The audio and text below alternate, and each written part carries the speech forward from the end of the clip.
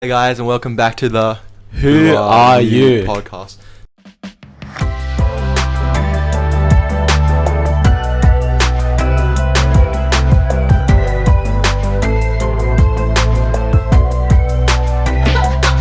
Hey yo!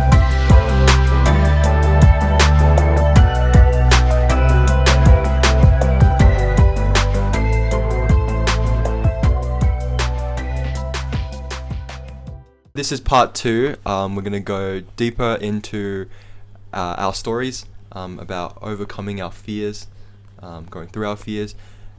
And more importantly, we're just going to talk about how, I guess, AIESEC is also incorporated into that aspect of our lives. So, Nice. continuing on.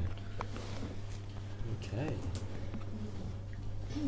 So, AIESEC, yeah. I guess I can start then. Wait. Before Oh. I think we should Oh, shit. finally get there. Or maybe, did someone want to elaborate what they talked about last? Can I? Yeah, Devanshi wanted. Just be like, oh, yes, Yeah. smoothly go. Sure. Something I wanted to bring up was uncertainty and how I think that plays into fear a lot, because if you think about it, everything we do is for certainty. We do a degree, we want to get a job, we want to find a significant other. Everything we do is just for certainty, but then the only certain thing is that we're gonna die. And it's so ironic because everything we do, we feel like we're gonna live here forever. When we post online, when we, I don't know, get a house, we just feel like, oh yeah, we're gonna be friends forever, we're gonna live here forever. But no, you're gonna die, you know. But it doesn't have to be like, oh, I'm gonna die. It can be like, I'm gonna die, but I can make the most of it. And I think that, I'm not particularly religious or whatever, but there's this mentor called Osho, and he talks about living life courageously and living with your heart instead of your mind. And by that he means, don't pad yourself with theories and logic and thinking. Just go into life as it is. Live courageously, be uncertain, be uncomfortable, and you live with your heart. It's almost like, for example, love, right? Such a big topic. We think about love so much. We think about being in love. We think about how it's gonna be like in love. At least I do. Sorry. I daydream so much, right? I mean, since I was a kid. But we think about that more than actually doing it. Because love is not just romantic. Love is friendship. Love is family, you know? And I think this idea of uncertainty plays into fear in the sense that if we just understand that we can make the most of what we have and live life so fiercely, so bravely, be every day wake up, be come at me, bro, what does life have to offer? If we just wake up feeling strong, you understand that life is so beautiful. There's so much optimism, there's so much love everywhere. And you should never feel the lack of it, regardless of whether you're religious, whether you believe in the universe, whether... It's this box theory that I came up with. It's there's a box in the center, someone standing on this side, someone standing on the other side. They're looking at different perspectives of the same thing. What he's seeing is right in his perspective. It's his truth. What I'm seeing is right in my perspective and my truth. But it's just different perspectives. But both are right. Both make sense and both are valid to our own selves, you know? And I think that a lot of acceptance comes with that. So if you learn to accept your fears instead of shunning them away. Another good way to think about it is if you're insecure about something, if you're afraid of something, think about it you see it your 9-year-old self. If your 9-year-old self came up to you and was I'm insecure about this, would you shun them away? You'd be no, bro, come here, let me give you a hug. No, right? Treat yourself the way you wish you were treated as a child, or be the person you wanted as a child for yourself. And when you start pouring into your own cup, you slowly start pouring into other people's cups. And it's not a deficit going out of you, it's more it's endless, because there's so much love, there's so much care that it just comes out naturally. And you'll find that you attract people who are like-minded like you. You're wow, someone else does think like that. And I think that I found that at AIESEC. Because I mean, just being here at this podcast, never in a million years would I think that there was someone else who would want to talk about stuff like this so passionately and like be so vulnerable about like their stories. And I think joining AIESEC was like a fluke, but it's one of the best random decisions I've made, and I've met so many lovely people here, and you know, I feel at home. That makes me smile so much. Because you know why? I pulled this girl in. Yeah. Oh my god. Sorry, I don't want to. No, yeah, say. No, because like we had a week. Yeah. Like the first week of uni. Oh my god, And yeah. then we were like strolling at a week. And then I saw this girl and I was like, you come here right now. Yeah, I was walking with my friend and she was like, come here. I was like, okay. And then I went up to her and she was like, so do you know what AIESEC is? And I was like, yeah, I do, because my friend was like talking about it. And then she was like, you do? And she was like, yeah. And then she was like, oh my god, you should sign up. And I was like, okay. So I signed up and she was so surprised. Like, she was like, wow, you actually signed up. I was like, yeah, bro. And then like, here I am. All thanks to me. All thanks to Felicia. Guys. Felicia's the ribs. Spoken with. Damn. No, but it makes me smile so much. Yeah, it's true. That's what we want to do for people, right? Yeah. And because you do it for us, we can do it for more people. Chain reaction, guys. Small steps, baby Yes, steps, ma'am.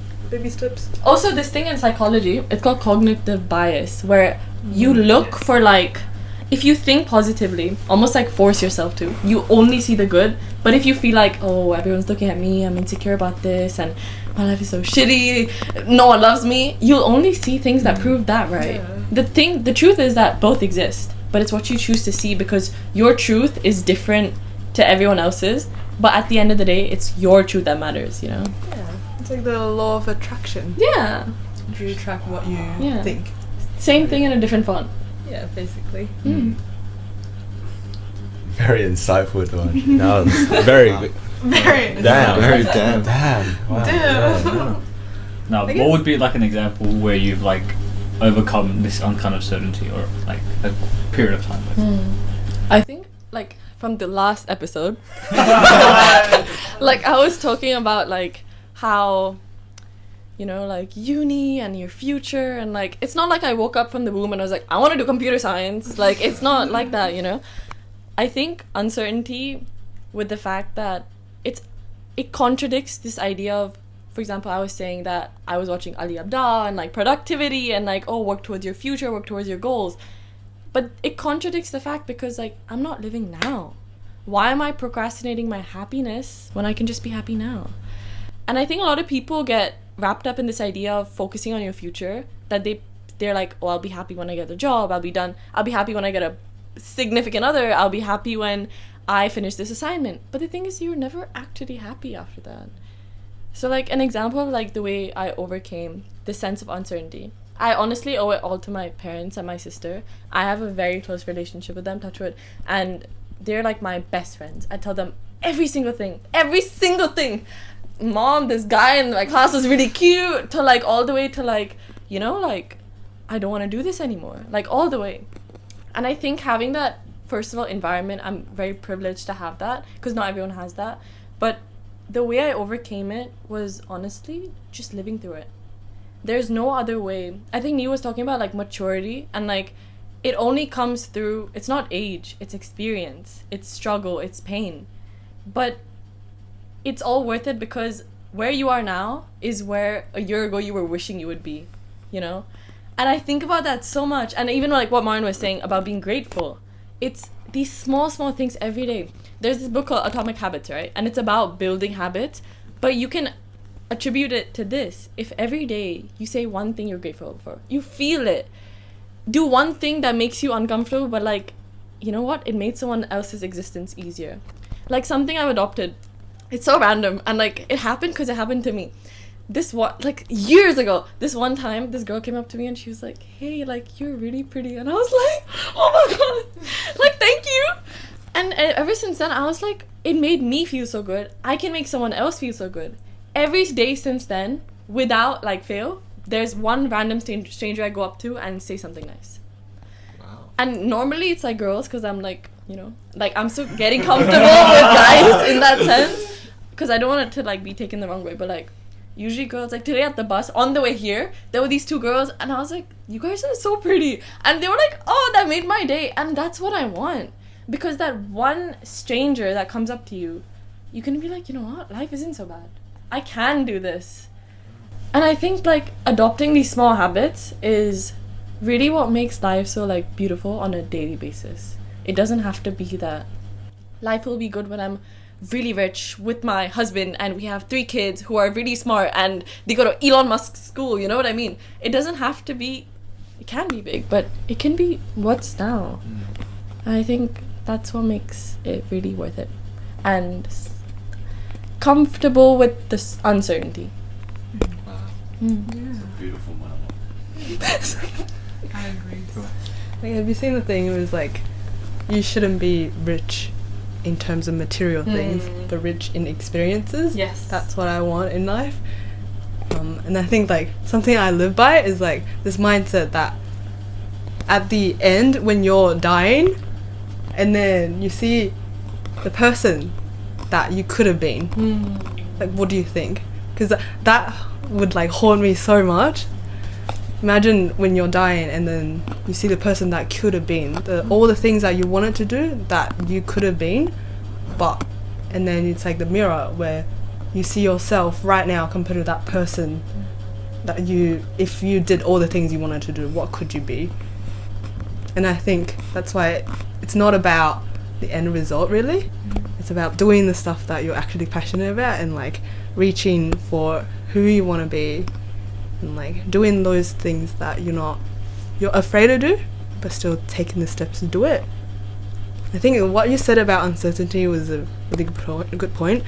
I want to relate it to kind of AIESEC as well.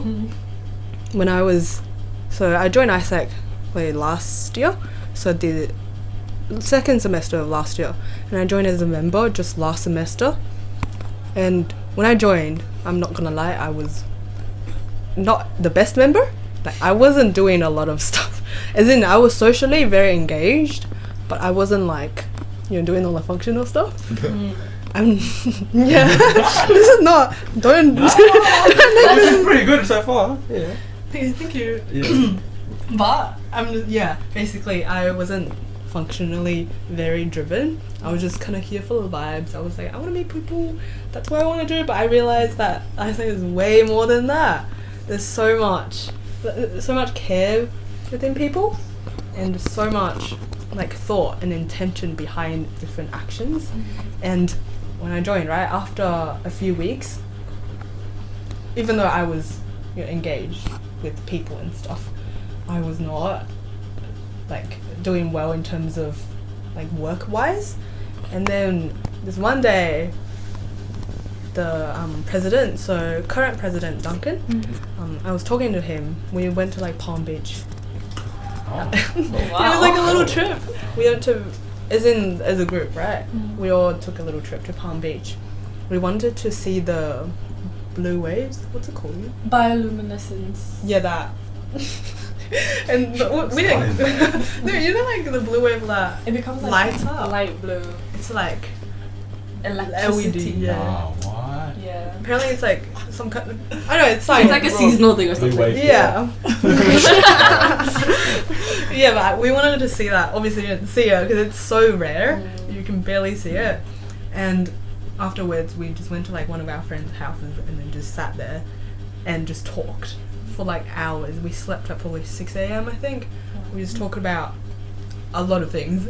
And something that we talked to Duncan about was stepping up, right? Stepping up to a new role. And the day after that day was Duncan's, I guess it was his like speech day. It's called confidencing. Basically people do a speech and they vote for a president.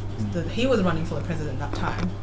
And so the day before that was the day we went to Palm Beach, right? And then we were just like talking about his speech, and then he was telling us what his process was like, application and all that. And I was like, man, this is so much work. And I was just like, no way I'm gonna do this. But after talking to him, he talked about like how much he's grown and how his experience in AIESEC really like shifted his perspective, and that man is quite wise. Duncan, I hope you're not listening to this. That's embarrassing. That is embarrassing. No, but yeah, after that, I just kept thinking to myself, oh, do I want to step outside of my comfort zone? Because obviously I'm not very confident in myself. I was like, there's no way that I was gonna get chosen. I was like, with my work, like with what I do at work, I was like, man, I have no ability to do this. I have no capacity, but I still went for it. I went for the VP role. So basically, normally you go from member to team leader and then vice president, but that role is obviously open to everyone as well. So if you want it to, you can. And I think I was just like, even though I'm uncertain, I was so uncertain with myself. I was like, I really don't think I can do this. But in my perspective, I wanted to kind of come out of my comfort zone and really face that fear, because I think at the end of the day, that's what life is about, right? It's about challenging yourself to do things that you don't want to do. And doing that application, I had so much self-reflection, because the application is kind of focused on really your self-reflection and like defining what you want, who you are, and why you are on this earth kind of questions. And so doing the application itself made me realize so much about AIESEC and about myself, that I was like, even if I don't get it, like, it's so worth it, because at the end of the day, this is about my own growth, right? And that's a kind of mindset I went into. I was like, who cares if I don't get it? It's not like this is the end of the day. I still have next time to try, right? But I knew that if I don't do this, I'm gonna regret it, because I'm gonna be like, I did not go through that. I did not go for that. I did not challenge myself to do things, because if I just stayed in my position, that's comfortable for me, and I didn't think I could live with that. So yeah, I just went for it. Yeah, even though like during the whole process I was doubting myself so much. I even told Duncan at one point, I was like, don't select me. I was like, I'm not gonna do well. Like I thought to myself, I'm not gonna be able to handle this, right? But it's so important to have people who trust you as well. Duncan was, I swear to God, if he listens to like, he had so much belief in me and all of the people applying, and that's what's so important. And I think that's why like AIESEC community is so unique, so different, because everyone is so supportive in all type of forms. Like, people are always there for you. They believe in you the way that yourself cannot even believe in. Does that make sense?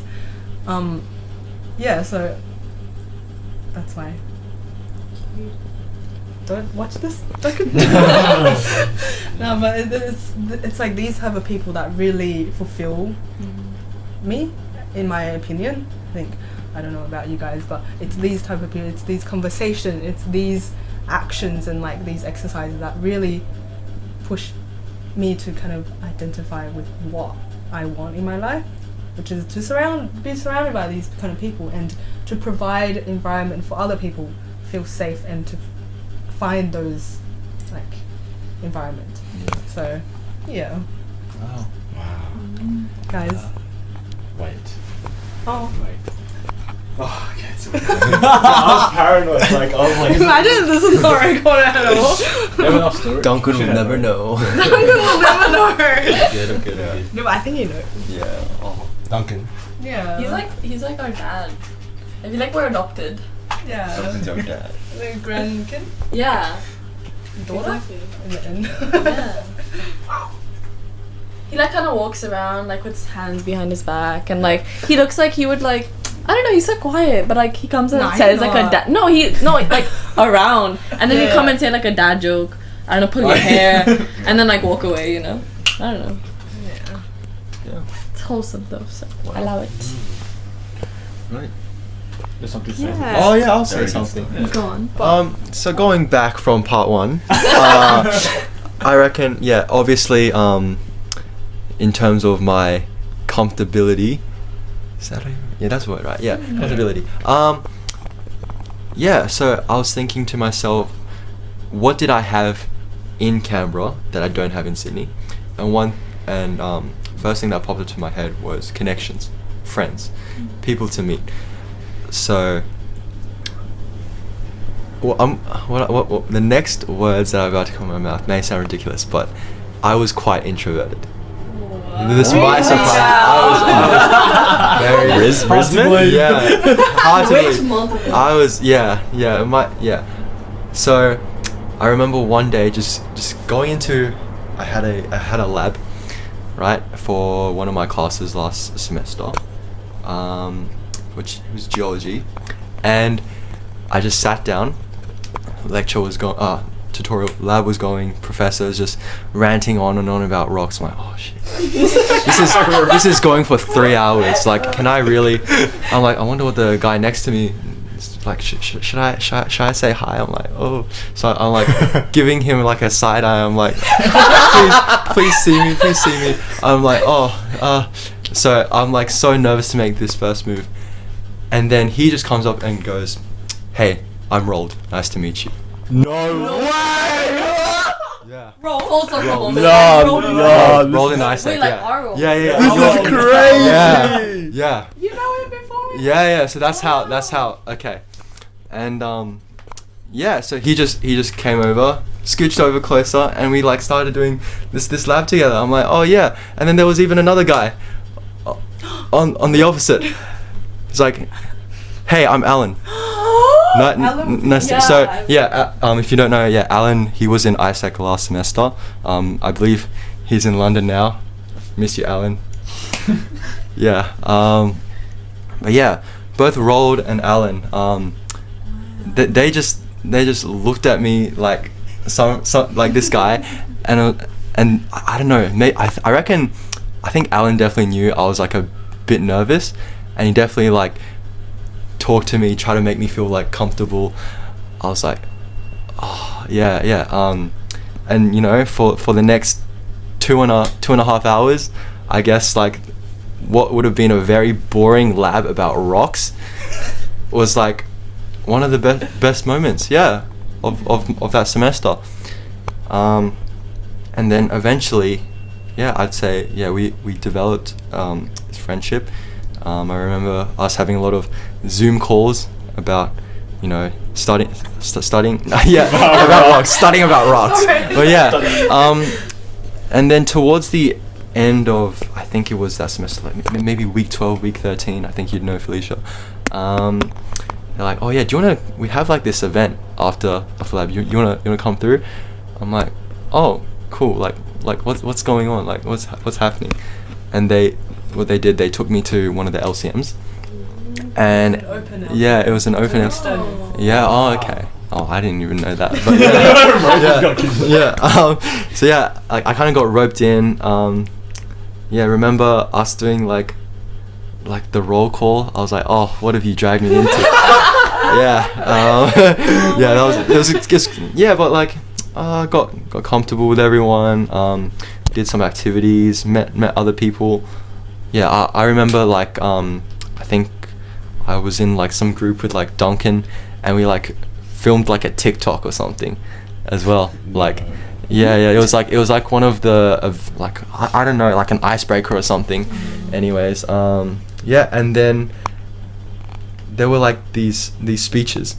I remember Ellen, Rolled did a speech, Christine and Anna. Yeah, so they all did speeches, and I remember specifically Ellen's speech, right? She talked about the importance of communication, and I was like, yeah, like what she's saying is making so much sense to me. Like, yeah, you got to be able to openly communicate with people. People see things from their perspective, I believe was it you, Devanshi, that said like everyone has their own perspective which they think is right. Yeah, and I remember Ellen touched across that subject. I was like, wow, these people they really know their they seem like they're really like deep, like they're like, wow, this seems cool. So afterwards, yeah, like I remember going back to Canberra for New Year's, and then Alan once again just hits me. I was like, hey, just come to Sydney. I've got more people for you to meet, more people for you. So I met some of his friends which were doing architecture, and I also met Helena as well. And so yeah, I started knowing more and more people in AIESEC, and then eventually they're like, how about Raymond, why don't you join AIESEC? I'm like, that's a good point. Why don't I join AIESEC? Like, it seems so obvious. Surely, like, if you meet all these people, I may as well know the whole LC, right? So, yeah, sign up to AIESEC, and here we are now, right? Wow. Yeah, so that's how I got introduced. So, getting out of that comfort zone, analyzing that, okay, I need to make friends. I need to get out of this introverted state. And then, thanks to Roald, who actually came up and introduced himself to me. Yeah. So thank you, Roald. Shout out to Roald. Shout out to Alan. Big man. And yeah, thank you for introducing me to all these people, and I'm very grateful for that. Oh, yeah. All right. Okay. Yeah. I love it. Yeah. Do you want to? Okay. Oh, so for me, okay, so it started like last year. So I was in like a relationship for like 6 months last year, my first one. So yeah, you don't really know what you're doing, but you were in it, and then things didn't work out. So back then, I already knew Christina, because funny story is me and Christina do nursing, right? So what we get allocated into placements. So we got put at St. George Hospital, and then yeah, she just sits down. Oh, is there Christina in our group? And I'm like, oh, hello, Christina. Yeah, so first time meeting, and then we'd be on placement for, it was like 5 days a week, 8-hour shifts, Monday to Friday for 4 weeks, sorry. And then yeah, we just got started to know each other. It was cool. And then eventually, when I broke up, well, my girlfriend and I, we broke up, and then I was like, Christina, oh, I'm so sad, and like all that stuff, just letting them know. And then because she was a good friend, and she was like, oh, you seem a bit lonely, Martin. And then I'm like, no, I was genuinely looking at my year ahead, 2023. I was like, damn, I want to get out there. Like, I want something to change. I want to meet more people, because I feel like at uni, if you don't actively put effort in to meet other people and get out of your comfort zone and face your fear, like, it's really hard. Like, even if you're a member of a society, you're not in subcom, it feels like you're not really getting that deeper connection. So anyway, I was like, yeah, I want to meet more people. So then she's like, oh, sign up. I was like, okay, sure. So I did the application form. Oh my, it was very interesting. Okay, cut. No, I did the application form, and then and then she was like, oh no, I got an email. It was like, oh, you got into the interview process. I'm like, cool. So I did interview. Felicia was my interviewer. So yeah, that was very it was a good interview. They asked a lot of questions, and then like about my goals and how I think and things. And then after the interview, I was like, wow, so this society is different. Like they are some next level stuff. So I was like, okay. And yeah, I remember going to info session, honestly, at first at info session, I was like, wow, not too sure about this, because you don't know anyone still. Like, I remember seeing the EBs, and they were really gelling well. Like, they were like a team, and I was like, wow, could I get to that stage one day? And then when they started explaining it, I was like, this is really an opportunity. Like, new year, new start, your boy's single, just things like, yeah. No, but like, yeah, it was really exciting. No, please. Here's his handle. But yeah, and then I think the most pivotal part that really, like, AIESEC, that really opened my eyes to how powerful AIESEC is was during the at Rick when they had the, what was it called again? The letters, the envelopes. Sugar cubes. Yeah.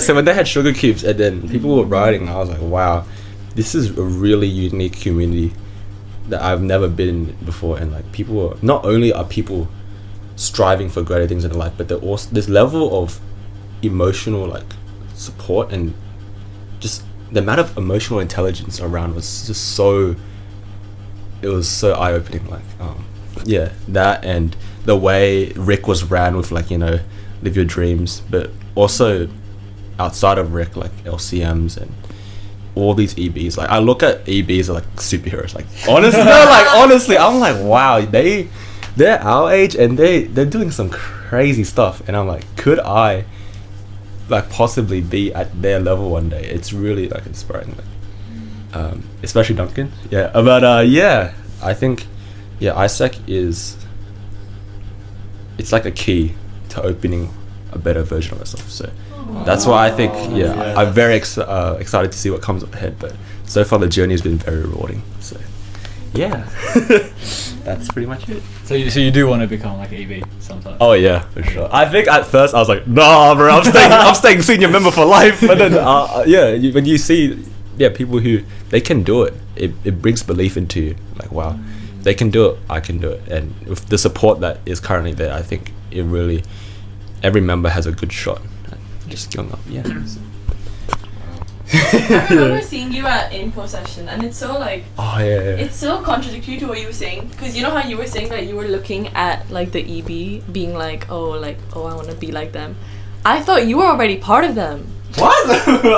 Because you were talking to Christina, and like I was in like, I don't know, you like fit in really well, so I felt like you were already like there. So yeah, believe in yourself. No, that's good. Now I want to stem off a bit about on like the topic where we spoke about uncertainty. I think uncertainty is like something we can't control, right? I guess if we're uncertain about something, we can't really control it.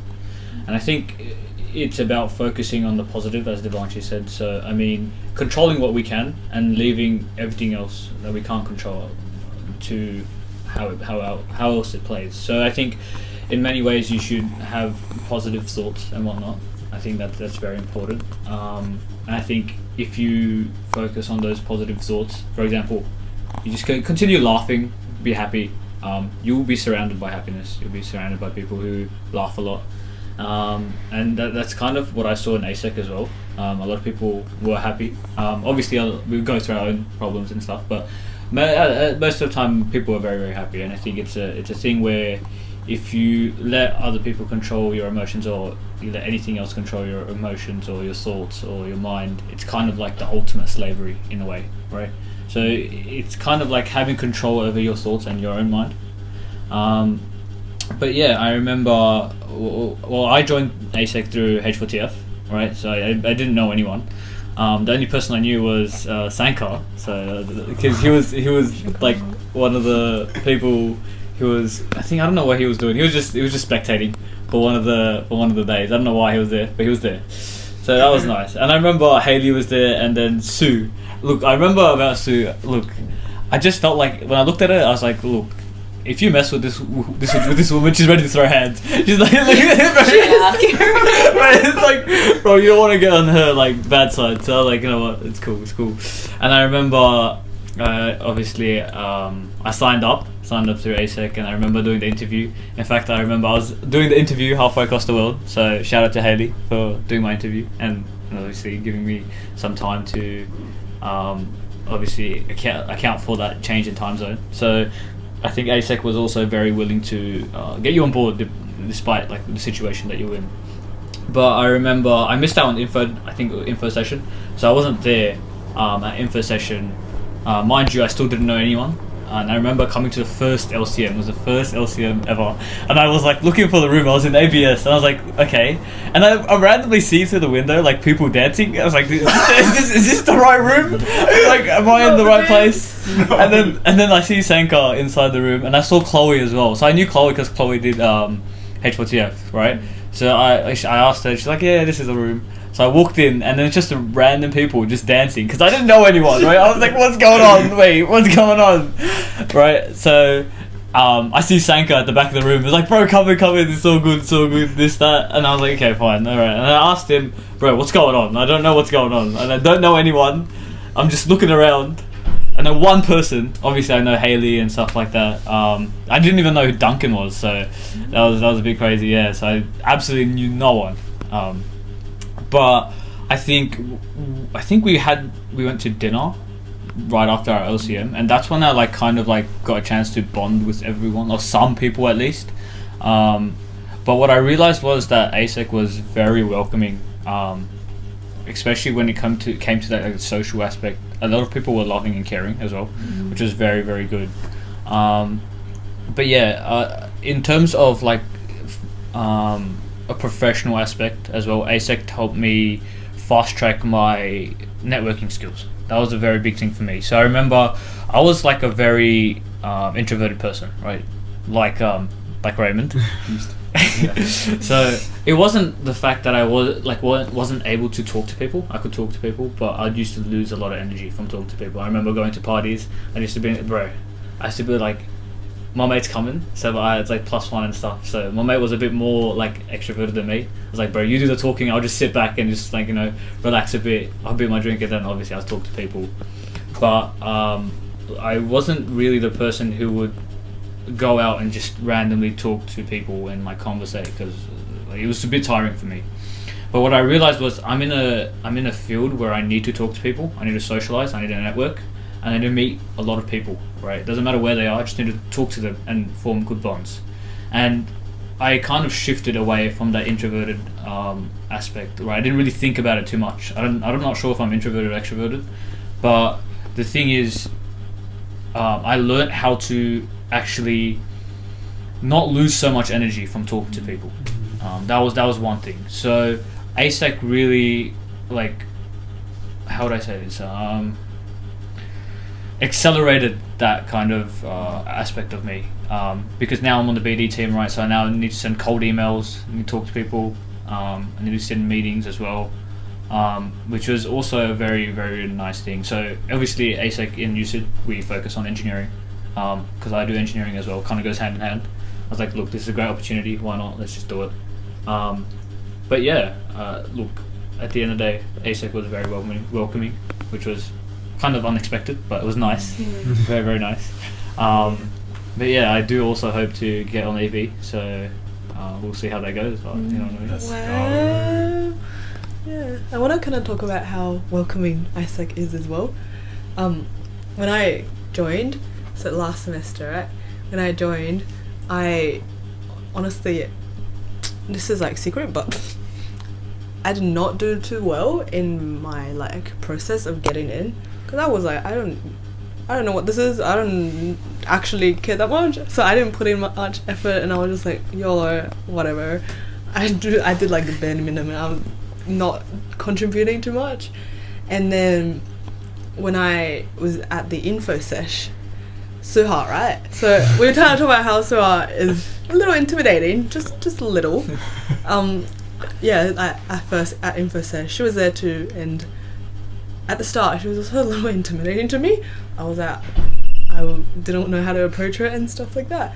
But at the end of the session, we were about to leave, right? And Suha actually, she did something to me that I will always remember. She tapped on my shoulder, was like, Felicia, you're the best. Aww. And after that I was like, oh, I'm gonna join events, because that time you were meant to choose different portfolio, right? And she was in events, and there's also like I was debating between events and H4TF, and just because she did that, I was like, I'm going to events. And she forgot about everything about this. Like, she did not remember a thing about this part of the info sesh, but it still stays on my mind. I think that's why, like, what Devanshi talked about before, right? These small things that you say to people, like just one word, one sentence that you say to someone else, really makes up their day and changes people's perspectives. And it's like these little great gratitude little words that really just empower people and like influence other people's like mind and influence their day. So that's why it's so important to like do these things and really, I guess, embrace like everyone's, what do you say? Really like, What makes them them? yeah, like really embrace what makes them them, and despite like me not performing too well in my AC assessment center or like my whole process, they were still their belief in me, and that's what matters. So I think like yeah. So when you said like Suha, right? Like, that really resonates with me. Like the people and the Yeah. people part of like AIESEC. Like although we have many like the work stuff and the functional, like I think Duncan mentioned it in the last thing is like the people are really what stick with you, right? So like the whole reason for me choosing like you are, right? So like I was dead set on marketing, right? Yeah. Your boy was like, marketing's mine. Like I even went, I went to marketing like with the Visca, right? Yeah. So I was talking to her, I was like, yeah, I'm like 100%. And then it was like we went for lunch at info session, and then I was like, ended up talking to Felicia. I don't know how, just like. I was like, oh, bucket hat, okay.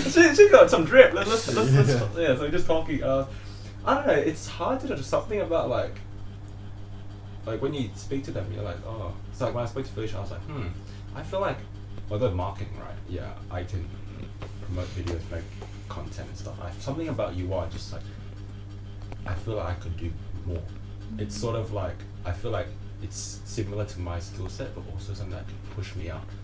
And I was a bit fearful of going into my UR because I didn't exactly know what to expect, but then I think I had confidence and faith in like Felicia. Like, so when I was like yes, I really did have confidence in it. I was like, I think we would work well and the whole team would work well. And I think when I focus on that people part and then the skills and everything else will come later. Like just putting the people first and your faith in them is what's most important. And then, yeah. So I think just looking at it, yeah, just the people. I'm out of words now. yeah, the people is important. Cool.